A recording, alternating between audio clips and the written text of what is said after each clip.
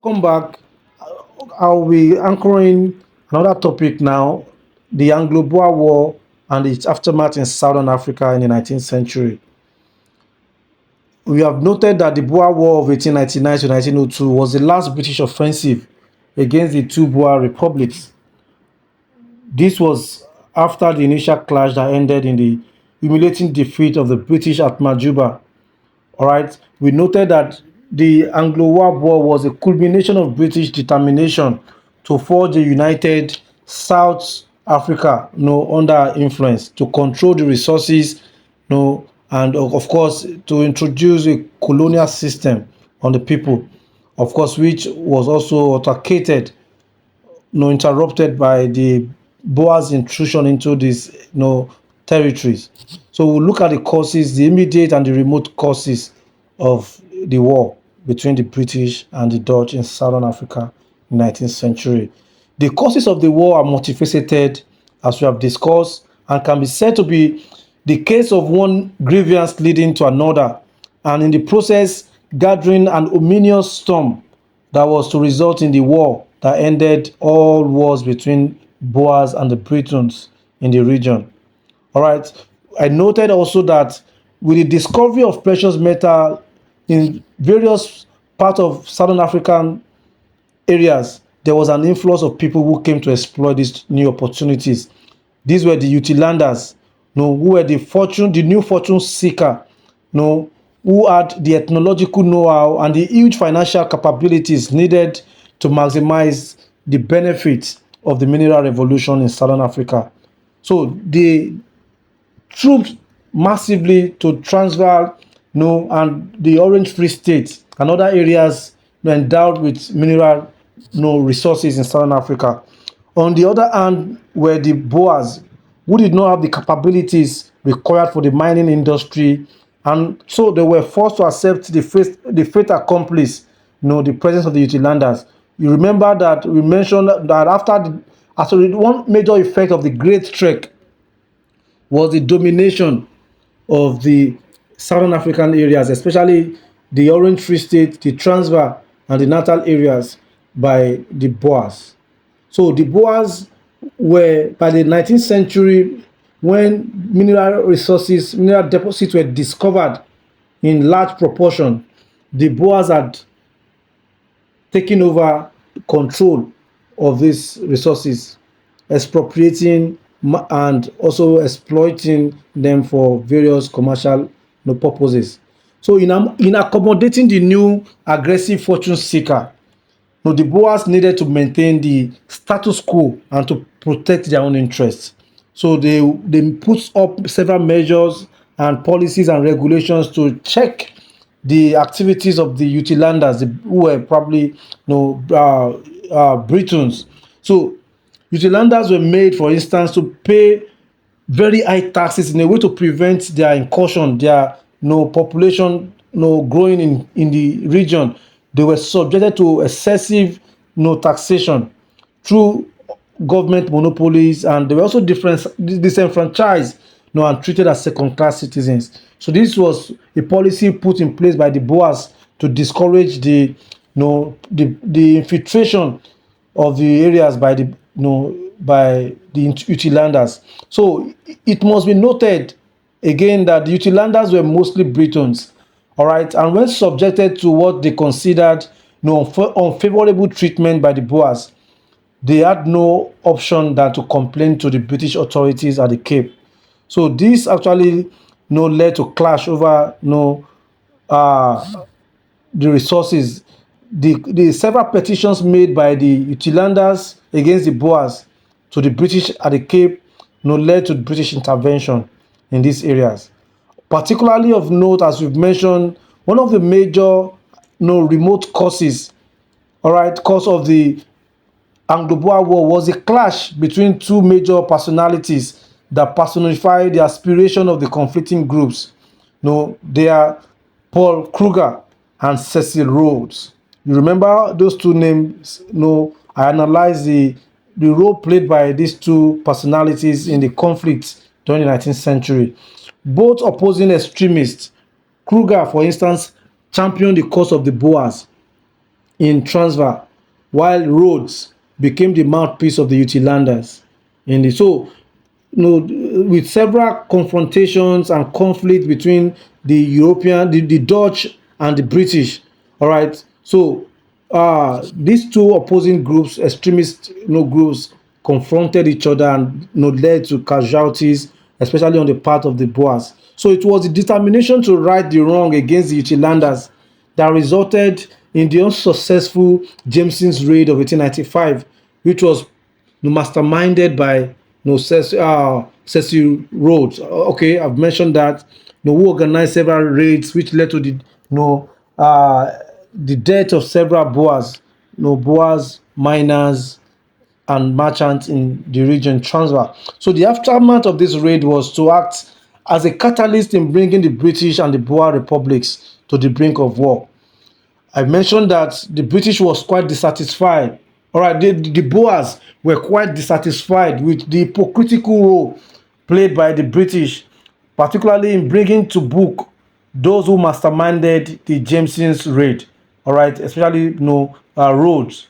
Right, so the Transvaal government, the Boers, who were in charge of the Transvaal region, had no other choice, other option than to pass new laws, to prevent the Uitlanders from the areas. So these laws were included the press law, the alien law, expulsion law, and immigration laws.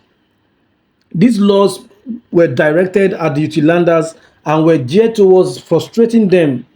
So most of them particularly complained bitterly as British citizens with huge capital investment in Transvaal and elsewhere in the region, it became expedient to protect their interests. So the British mobilized all its arsenal to protect the interests and the lives of the Uitlanders who were Britons. So their bitterness also was caused by the fact that they were disenfranchised, even though they contributed over 90% of the tax revenue.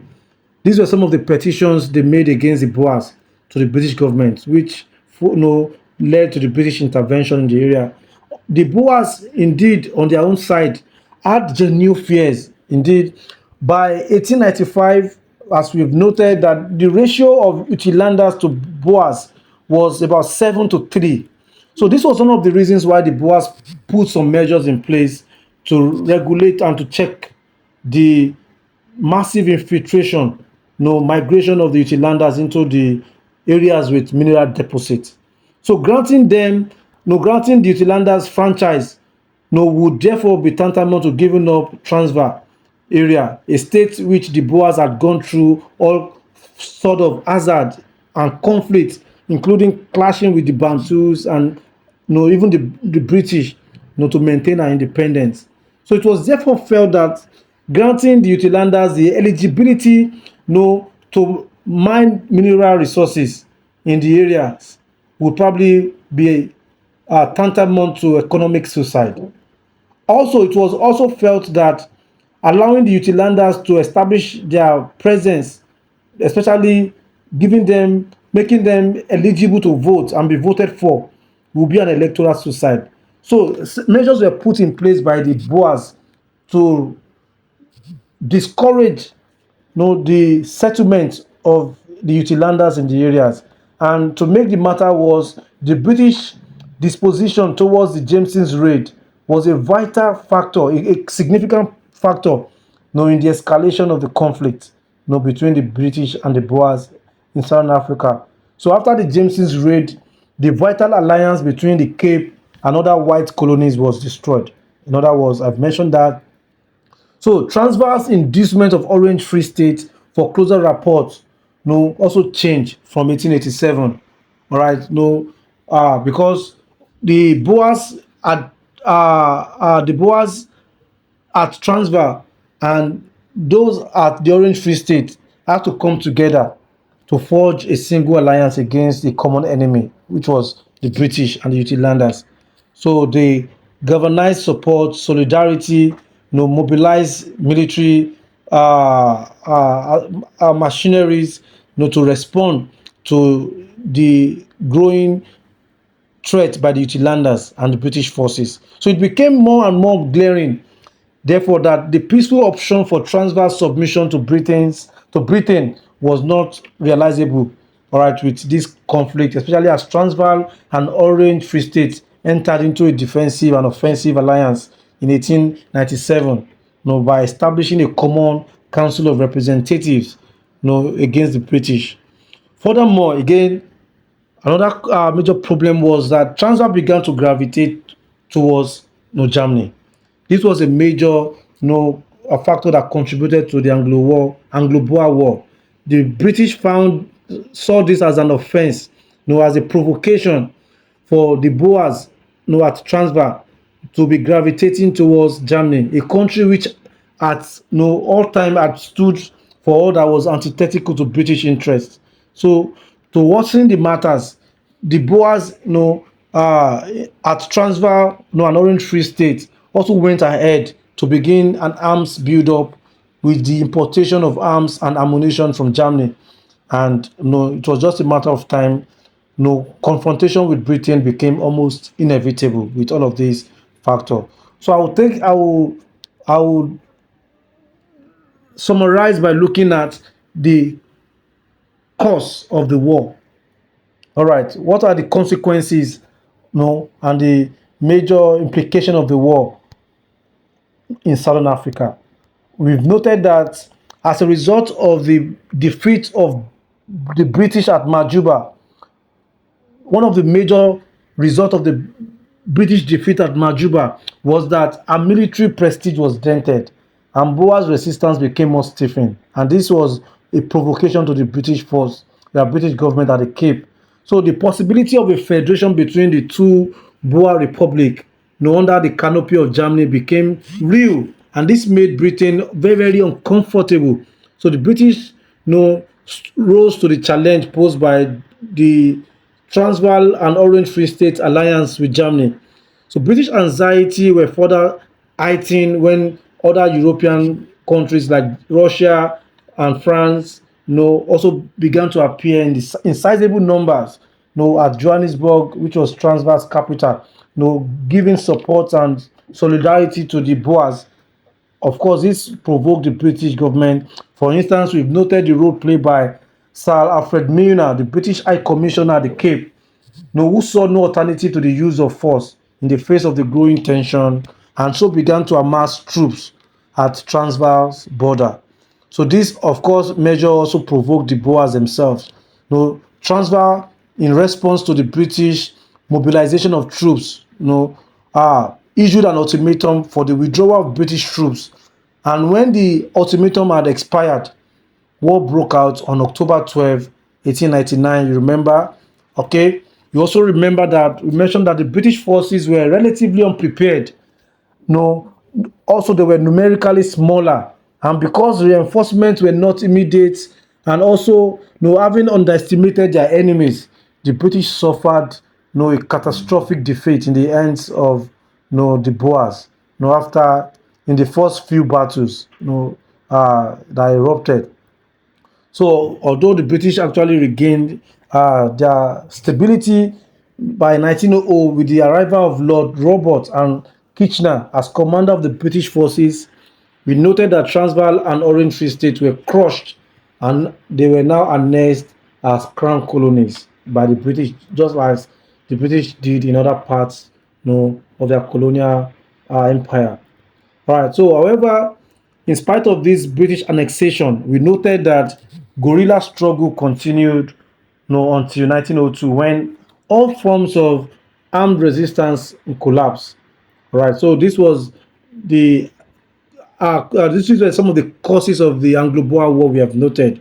I'll quickly move to the aftermath of the war. What were the major effects of the war in Southern Africa? The war, as we've noted, was brought to an end by the Treaty of Vereeniging on 31st of May 1902.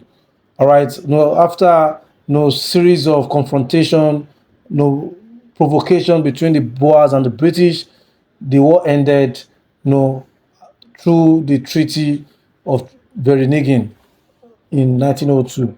So what were the major terms of this treaty? We need to understand what were the major terms of this treaty and how did it affect the relations between the Boers and the Britons. Utilanders, and even the indigenous people. So, according to the terms of the treaty, the two former republics, that is Transvaal and Orange Free State, were to be given crown colony status under the close supervision of the British. These were some of the major efforts put in place. So they were given crown colony status under the supervision of the British.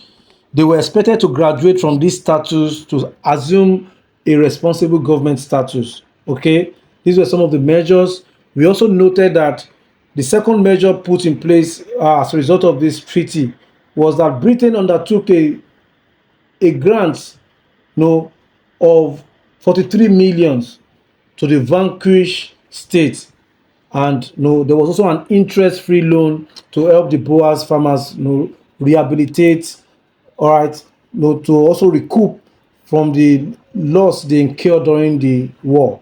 So the British paid, in other words, reparation was paid to the Boers, after the war. Thirdly, is the question of political status of Africans in the two states, in terms of franchise, for instance. All right. So, what was the conditions put in place for Africans? It was expected that after the war, the British would legislate that the Boers relinquish some of the privileges which the Africans had enjoyed before the Great Trek to the indigenous people.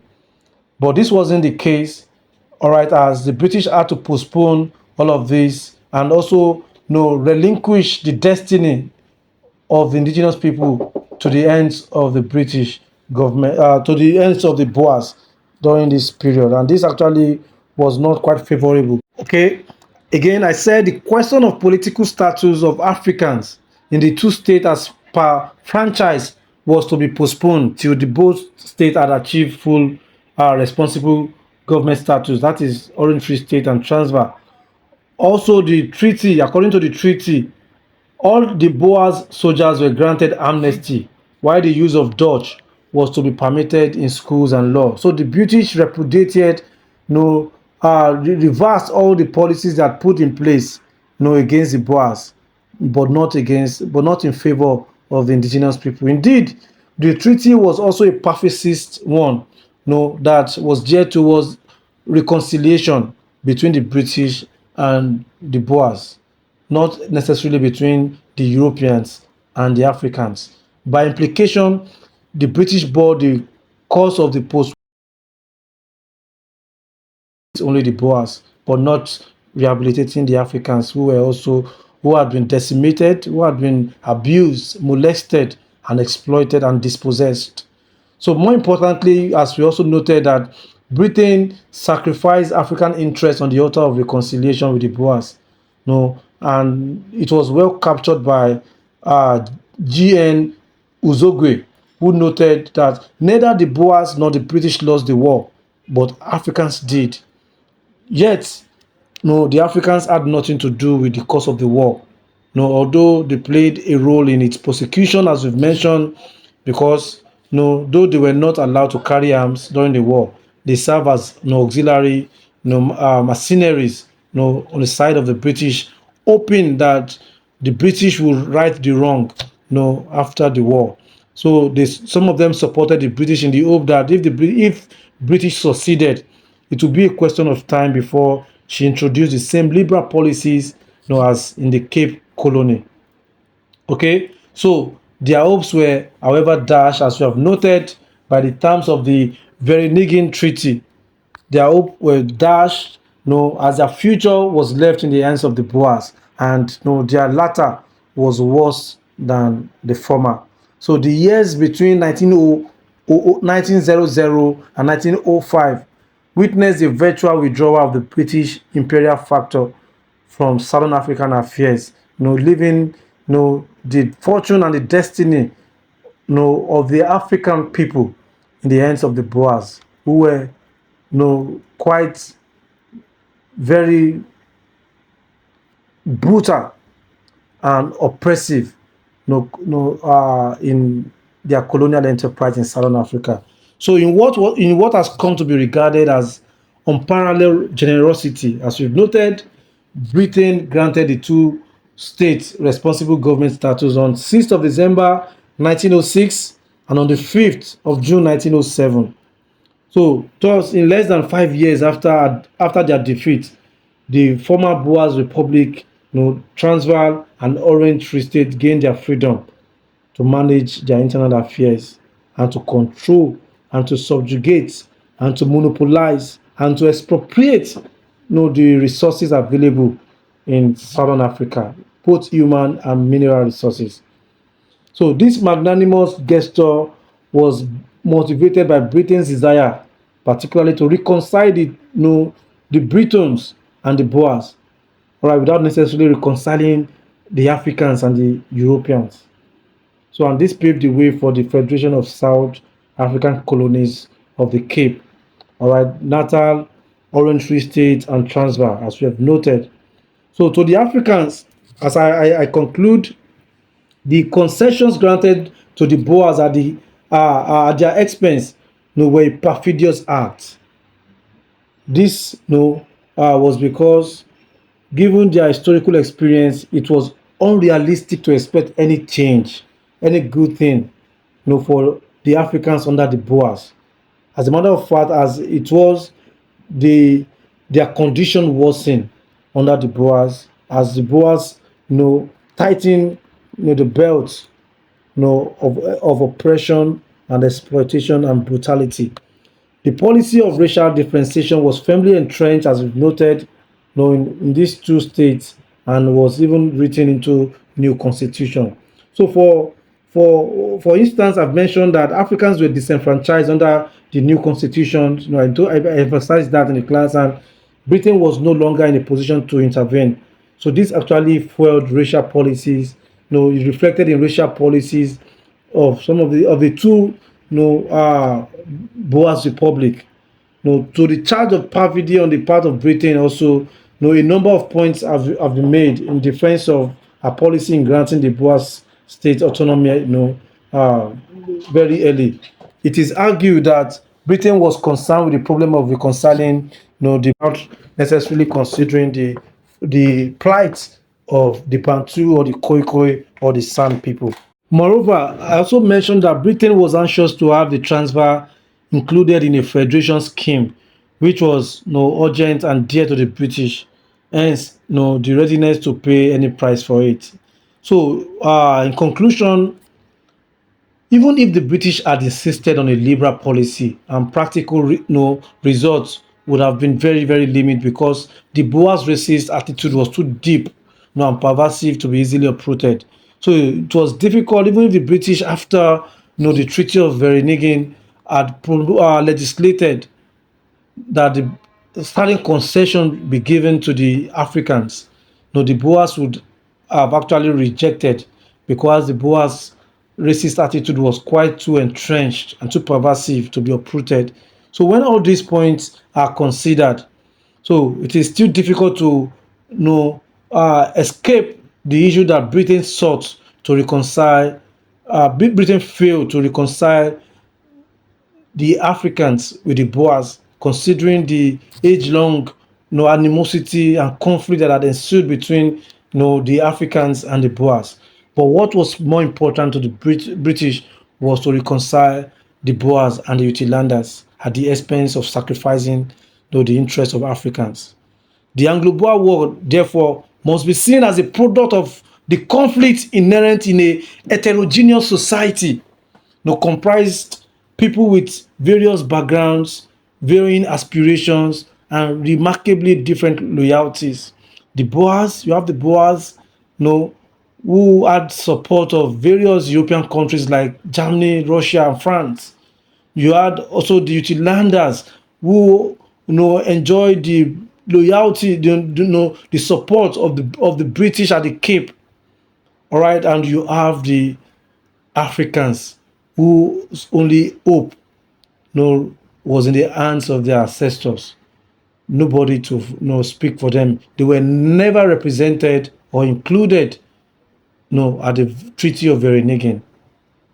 just as it was, at the Berlin Conference when West Africa was balkanized and shared among the European powers. The Bantu, the Khoikhoi or the San were never represented at the Treaty of Vereeniging, where their fortune, their destiny was hanged, in the hand, was placed in the hands of the Boers.